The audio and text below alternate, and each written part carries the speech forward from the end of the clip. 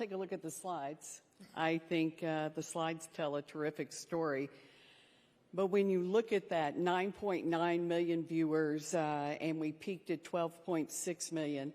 Now you're talking about, you know, NBA Finals numbers. They're terrific numbers. And it's the most viewed college basketball game across all the ESPN networks. It is also the most viewed college event ever on ESPN+.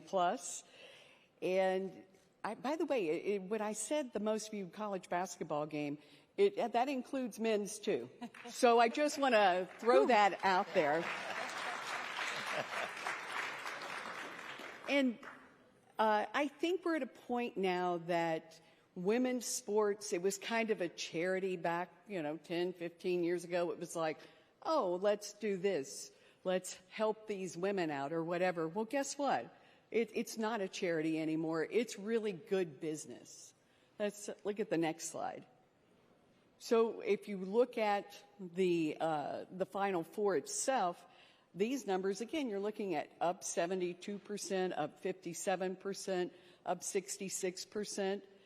The basketball was terrific. So, that always helps. And when you have stars like Caitlin Clark and Angel Reese, trash talking as they may, it is really, I don't know, the opportunity to grow and bring in more audience, bring in more sponsors. We were sold out the past 2 years for the women's NCAA tournament.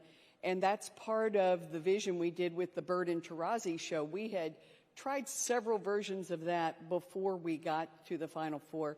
But the Bird and Tarazi show the past 2 years was funded by sponsors who really wanted to participate in the Final Four and in the tournament, but there was no room because we were sold out, which I went to more sales meetings than I ever care to do, and I'm hoping Sarah has to go to 200 of those and gets those sponsors in her new gig. They are continuing, by the way, just so you know. So. All right, awesome. That's an important note.